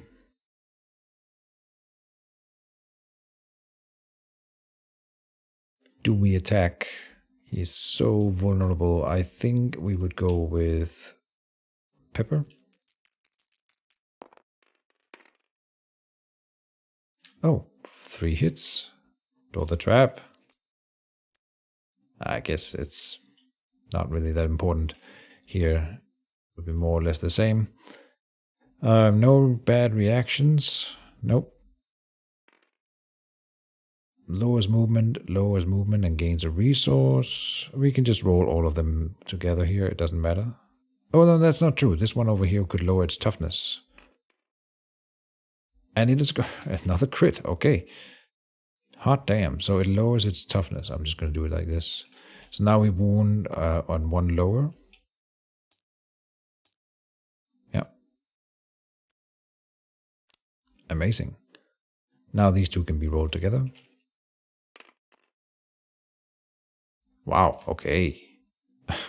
Those are not crits, but 2 9s means 2 wounds. Goddamn, Pepper.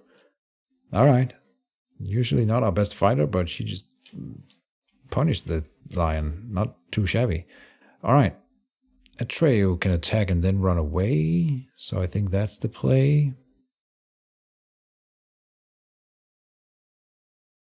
I'm thinking should have gone berserk with Troy. We have Abyssal Sadist, so there's a good chance that we would dodge all counterattacks or tank it. Did not mean to throw that. Alright, we are attacking with Troy. Oh, let me do a thing. No, not Troy. Troy has moved. Oh, and Pepper can move after attacking. Then Atreyu is attacking. God damn it, stop throwing stuff around, Keejchen. Alright.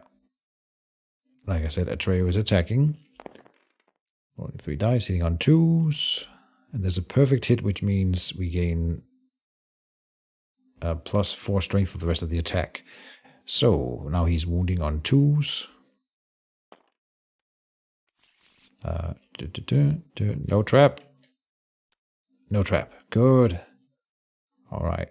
Give me some resources here. We get a white line resource there. If we fail, there's a punishment. So let's go over here first, where there's none.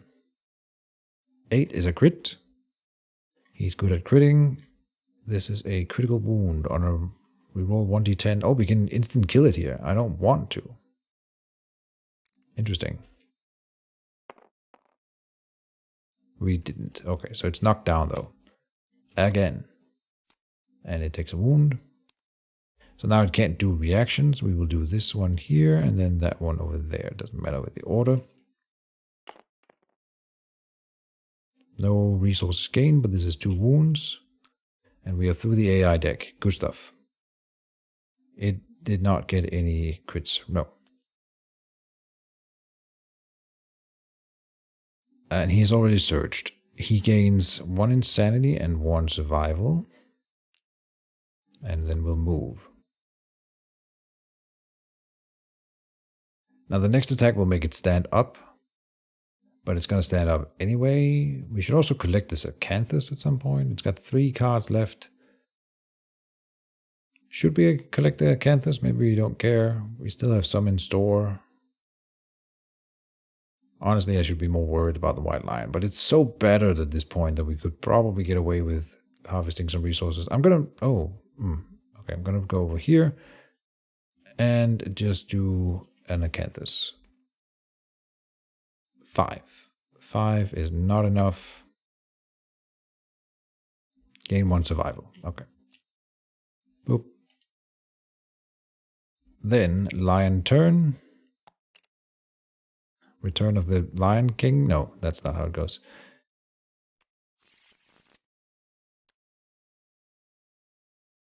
It has several chances of losing its turn here. So it draws an AI card, then it rolls a die. Did not lose its turn. Vicious Claw, random survivor in range. Oh, here, that's all of them. 7 is 1, 2, 3, 4, 5, 6, 7, 8 is Atreyu, okay, who can run out of range, but no, he's got to do that now. So he runs in here into the tall grass there with a dash. Thor, losing the survival.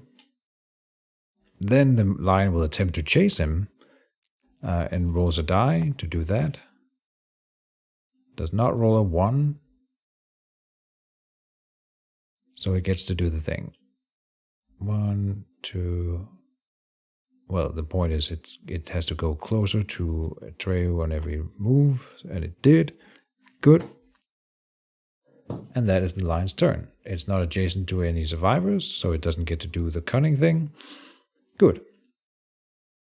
Now it is our turn. Time to bully. Let us go in here and attack with Pepper Puts. Does everyone else has mastery, so I don't care about giving tokens for them.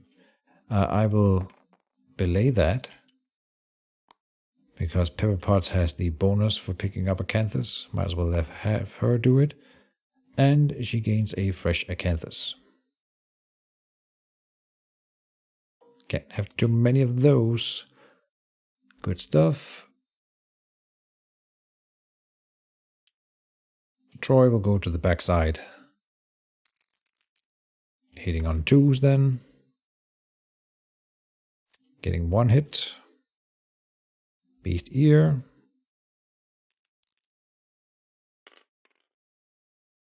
And another crit. Okay, we're just critting away on this guy. -1 accuracy. For him.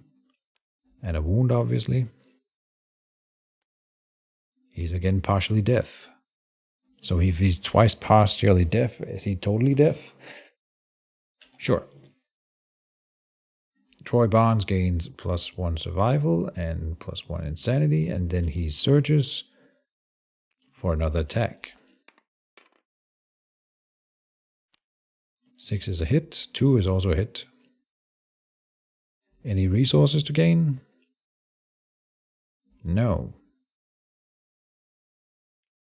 But this one over here has a high chance of being a crit. 3 is not a wound, so he re-rolls it. Getting a 1. Oh, failure. The monster roars triumphantly. Roll a die. +4 would do something. Okay. Then over here, Beast's Elbow. 6. is a wound.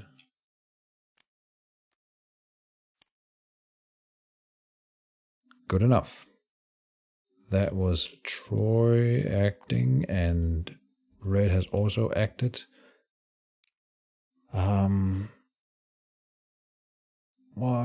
Let's see here. 1, 2, 3, 4, 5. So you need to be here in order to hit. To Poopy. 3 dice.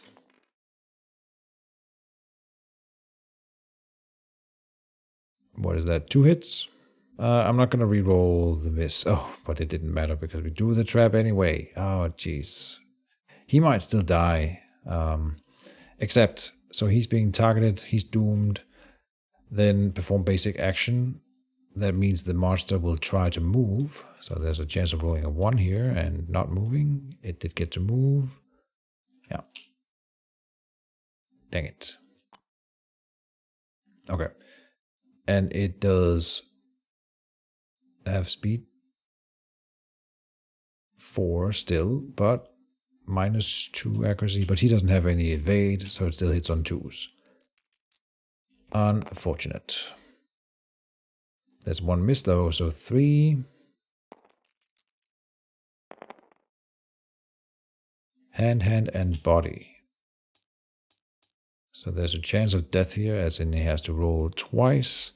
Both of them could kill him. Body. 4. Gaping chest wound. Oh, that one's not so bad. Good. No one has Phimophilia anymore. He already had a gaping chest wound. Okay. -1 to strength. Then the arms. Poor Poopy Butthole. 2 is death, so that is ignored with the Dryad Acanthus. Alright. No more chances taken, please. Dash away with you. Like down here. Stay in the grass then. Poopy has moved. Atreyu has a fairly good chance of not dying, so I will go and attack. Because of the immortality. Oh, and we gotta reshuffle the deck here. 3 hits. Give me some resources. There are no resources to gain here. Let's see. We'll go here first. Straining neck. It is a crit.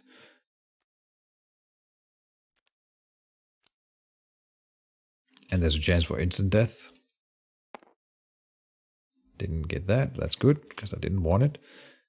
But we just need to roll a, not a 2. 4 to wound again. We did not, and we did. So it is dead. We have beaten a level 3 lion. Hot damn. Alright, that was easier than I expected. We did bring a full team of, I would say, experts. So that's real good. Can't complain. We've got Explorer, Matchmaker, Tinker. 1, 2, 3, 4, 5 total endeavor. +1 for cooking. Up to 6 endeavor then. And let's take the rewards. Defeat. No. Aftermath. 200 XP for everyone. Triggers Pepper Potts. Triggers Mr. Poopy. Troy is almost retiring. Pepper Potts, the second milestone. 3d10. 11. Permanent strength. And then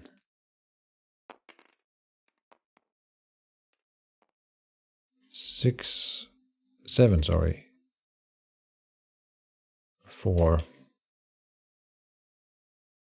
That was Mr. Poopy on the 3rd milestone, so that's a random fighting art, which means he gains Well, he takes 3 and chooses 1. Last man standing, tumble. He has had the Orator of Death before, so you know what? Give it back to him. I think it was him. I'm not sure how he would have lost it, but yeah, I think he lost all fighting outs at some point, maybe. Something like that, probably. Sounds plausible in this game. Alright, back to the lion. 2 weapon proficiency levels for everyone, which means just 2 for you over there. Then, first time the white lion is defeated. If the settlement has saga when they defeat a 3rd level 3 lion. No, we don't.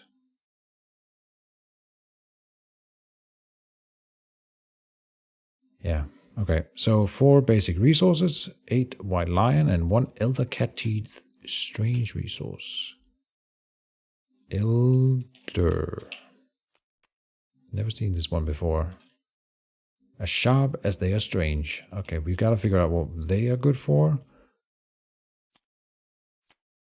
1, 2, 3. And then 1, 2, 3, 4, 5, 6, 7, 8. We really need the lion testes here. So, wish me luck. Fresh acanthus, lion claw, lion claw. We can do it like this. There. Boom, boom, boom. Good haul this time. Alright, let's spread out the loot here. Oh. You are a hoarder, are you not? And you had the fresh acanthus, so you're going to consume that to gain a courage. We did not gain the fresh acanthus. The shimmering mane was gained. Alright. The hide. Claw. Great cat bone. Another one. Another claw. Standard hide. Standard bone. White lion hide. White fur, I mean. Sinew. Hide. White fur. The iron.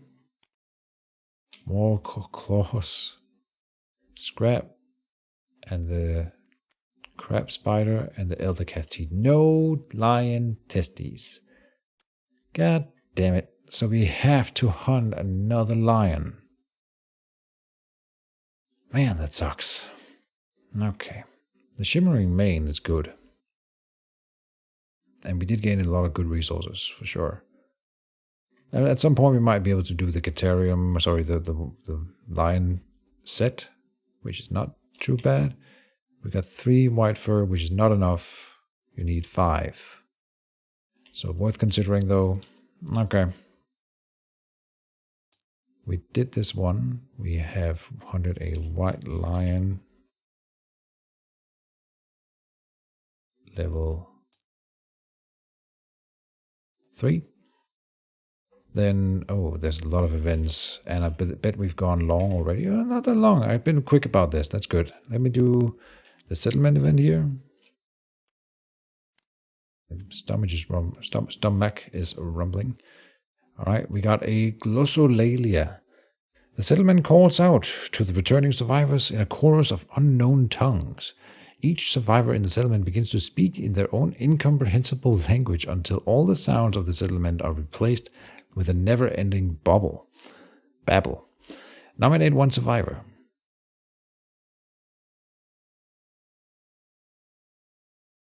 Okay. Doesn't seem that bad.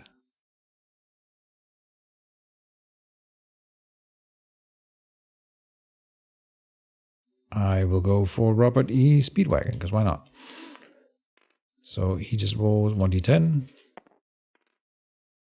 And a 1, okay. The survivor begins to argue endlessly with everyone, -3 endeavors. Fun. Great. Lingering effects, prevents science endeavors, prevents education endeavors, requires pictographs to do a thing, and then deep listen, spend 2 resources. Without language to distract them, the settlement learns to time their movements to the breathing of their hearts. Departing survivors gain +1 movement token. Nice. That's worth doing. Boop. All right. Timeline. Places everyone. Oh no, not again. Well, that's going to do an interrupt, right? Yeah, we will take the stage. So that means we are going to have the fight with the lion statue, I think it's called. And that'll be in the next episode. I'm not going to do this stuff right now then. So let's cut it here. Thank you guys as always for watching. I hope you enjoyed the White Lion level 3. Here's a soft promise. We will be fighting another one soon because I still need those damn testes. Give me the testes. I just want some balls, okay? I'm that kind of guy. I needed it, for those that don't know or maybe have forgotten, we needed to do the brawler armor. We have all the bits for this one. We just need to buy the recipe. We don't know how to make a brawler armor. And we need lion testes to complete that. So it's on the list of things. And I mean, they're right here. Yeah, we've had so many chances to draw them and we haven't done it yet. Next time on Kingdom Death Monster, we will not be fighting for the testes, but something else. See you then, folks, and bye-bye.